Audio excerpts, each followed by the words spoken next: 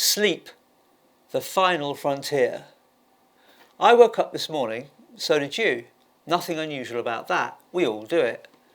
And then I started thinking, which is in fact how I could tell I was awake. And here's the strange thing about sleep. You know when you're awake, but you don't know when you're asleep. You never notice the moment you fall asleep. There's no satisfying click, no system message or saving changes. 1 minute you're worrying about emails and blood pressure, the next minute you're in a dream arguing with a purple accountant in a kitchen from 1977. Meanwhile, your actual body is lying there like an unattended laptop installing updates. From the outside, sleep looks ridiculous. You lie down, you go unconscious, and you turn yourself into a ready meal. No situational awareness, no escape plan, just you in bed wearing an invisible "Eat Me" sign. So genuinely, what is sleep? Sleep's the one thing you do every day you can't properly witness from the inside. Consciousness disappears and the rest of you carries on. Breathing, heart, temperature regulation, the boring essentials. The brain doesn't switch off, it changes mode. This is the part that still surprises people. Sleep isn't one blank state, it's organised. Most adults' sleep runs in cycles, roughly 90 minutes give or take, and inside that cycle you move through different stages. Broadly, they are NREM and REM. NREM includes lighter stages and deeper slow wave sleep, the heavy stuff, the "don't touch me or I'll kill you" phase. And then you get REM, rapid eye movement. Your eyes flick around like you're watching something interesting. Your brain activity looks in some ways oddly awake-like. But your body is helpfully put into a kind of motor lock, which is presumably why most of us aren't found at 3 a.m. reenacting a dream in the garden with a saucepan. So sleep is structured, it's active, it's doing things, it's also risky. From an evolutionary perspective, it's a mad design choice, hours of vulnerability in a world that is mostly fangs. Which is an important clue. If sleep is that dangerous and still exists everywhere, it's not lifestyle, it's necessity. And that's where these three angles matter: biology, philosophy, and the fact that sleep is one of the last places your attention hasn't been fully monetised. Not yet. Before we go to the snoozing zoo, there's a philosophical problem hiding in the obvious. If I am the thing that knows it's awake, what exactly am I when I'm asleep? Your body doesn't stop, your brain doesn't stop, but something does vanish. The narrator. The voice that says, "I'm here, this is happening, and this is me." And that raises an awkward question. If the organism can keep going without the narrator, then what is the narrator actually for? In waking life, it feels like the centre of everything. In sleep, it's optional apparently, which is rude, frankly. Also, we notice how quickly this gets personal. We can measure brain waves, we can measure oxygen, we can measure muscle tone, but the experience of being there is slippery. A lab can tell you you were in REM sleep. You can tell the lab, "I was being chased by a purple accountant." Same night, two different descriptions, both true in their own annoying way.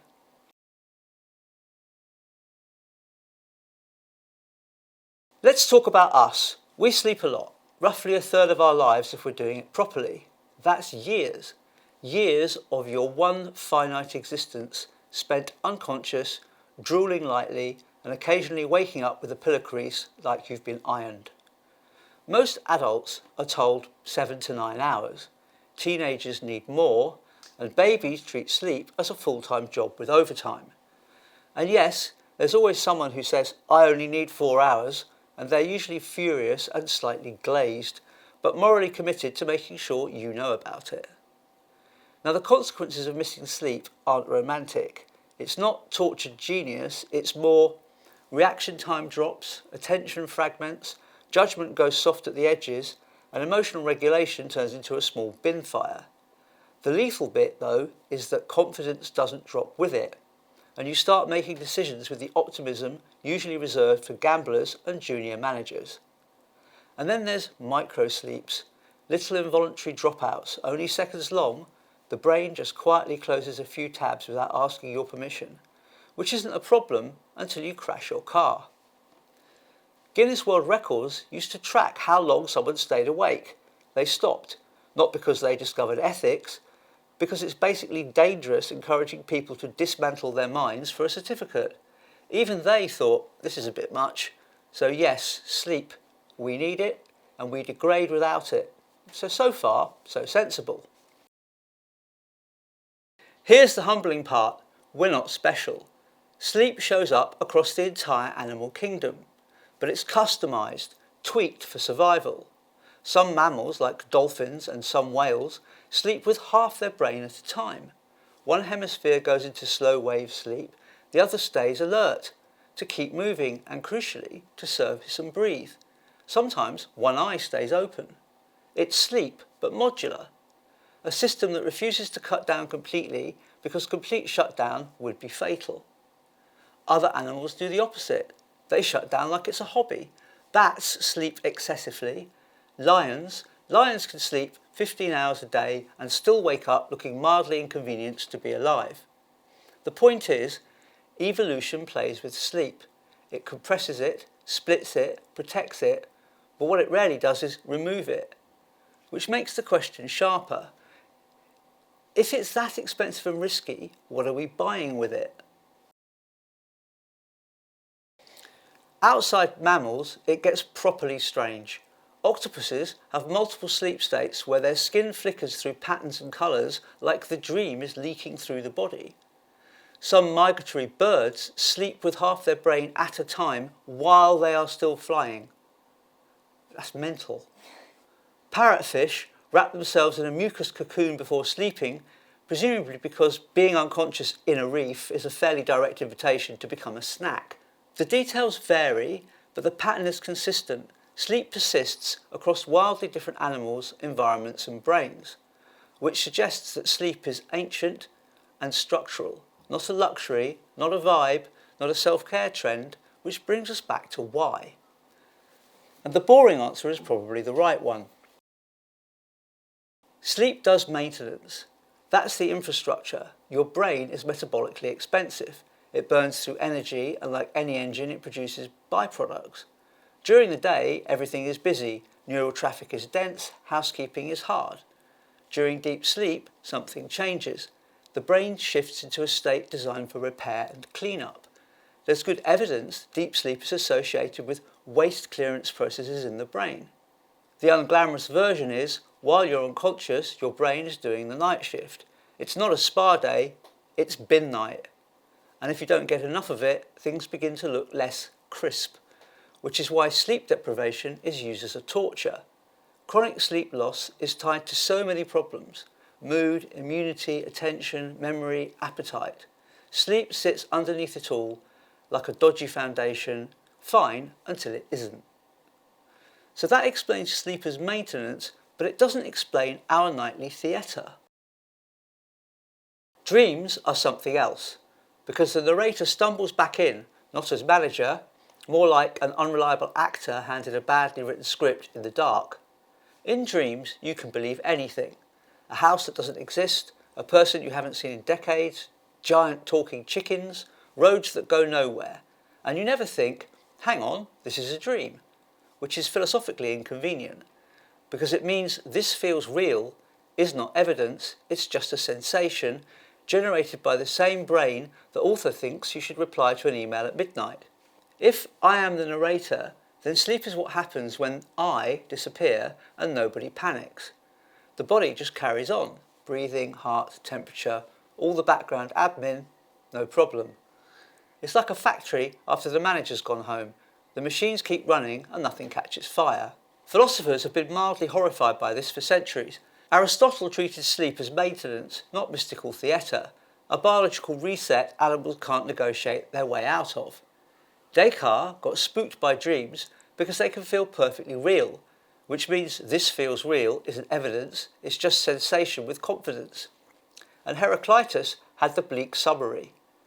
The waking share one common world, the sleep retreat into private ones. Same problem, different centuries. The self we're so attached to might not be the pilot at all. It might just be the voiceover. It turns up when the lights are on and then clocks off nightly while the organism does the actual work. Dreams also borrow. They steal from your day, not as a tidy replay, more as fragments, faces, places, the emotional tone of a conversation leaking into something unrelated. The mind's like a magpie, building a nest out of whatever shiny bits of the day it picked up. So why do we dream? Well, nobody really knows. There are theories, memory consolidation, emotional processing, threat rehearsal, but even the theories admit we're still guessing. Because consciousness and dreaming sit in a category of problems where the observing instrument, us, is the thing being observed, which is a bit like trying to do dentistry while you're the tooth. Now the darker thought. If dreams borrow what you watched and read and worried about during the day, then your dreams are already porous. The only question is how deliberate that outside influence becomes, and that leads us into nightmare territory. Not the classic nightmare of monsters and terrors, something far more modern. Imagine a future where the unconscious becomes just another platform, where sleep apps, audio cues, neural interfaces, and whatever comes after them begin to gently nudge the dream narrative. Not adverts exactly, nothing so crude, just dream environments with brand alignment. You fall asleep and dream about a beautiful living room. A calm voice suggests a particular mattress. A charming stranger recommends a coffee brand. Or perhaps the dream takes a darker turn. You're being chased, not by a monster, but by someone from accounts, a polite but persistent figure jogging behind you through the forest, waving an invoice, just a reminder about your outstanding balance. You wake up unsettled and oddly motivated to pay your bills and buy a mattress. Now, there's no evidence this exists yet, but some Silicon Valley maniac is probably working on it right now with $30 million of venture funding, living the dream literally. And to be clear, when I say nudging, I don't mean mystical brainwashing. I mean the sort of polite interface science loves, a beep, a scent, a suggestion. The sleeping brain isn't a fortress. It's more like a poorly supervised office at 2 in the morning with the lights still on, someone emptying the bins, a few systems running, but nobody really in charge. Researchers already know our sleeping brain reacts to small cues from the outside world. One technique is called targeted memory reactivation. You learn something while you're awake, pair it with a sound, and then that sound is replayed during sleep. The cue quietly biases how the memory is consolidated overnight. Not mind control, more like a gentle nudge to the filing cabinet. Other experiments use smell instead of sound. A faint scent delivered during sleep can influence how memories are stored, or how emotions attach themselves to it the next day, which is unsettling if you think about it for more than 10 seconds. And then there's dream incubation, which is exactly what it sounds like, prompting certain dream themes as you fall asleep. Researchers at MIT even built a device to try it, because apparently we can't just have sleep anymore, we need a sleep peripheral. It's all still early stage, still experimental, and still, thankfully, very far from a consumer product. But the direction of travel is obvious. Dreams aren't completely untouchable. Which means the nightmare isn't the monster under the bed. The nightmare is a polite interface.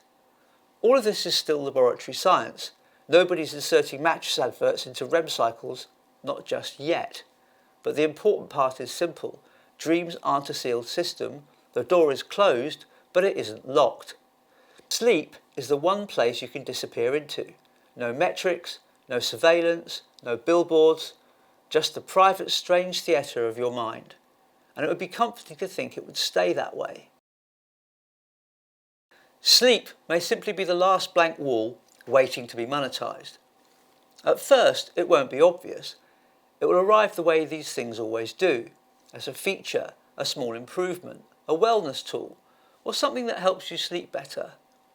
Of course it will be free, and the free version will include gentle narrative cues, nothing intrusive, nothing crude, just the occasional helpful dream environment quietly sponsored.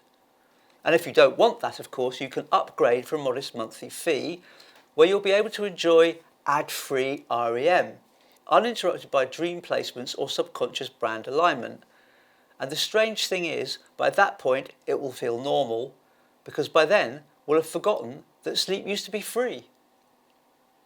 If you enjoyed this, do the like and subscribe thing. It really does genuinely help. And I want to know this. What's the best night's sleep you've ever had? Or the worst? Not the polite version, the real one, the one that still sits in your body when you think about it. You can tell me in the comments.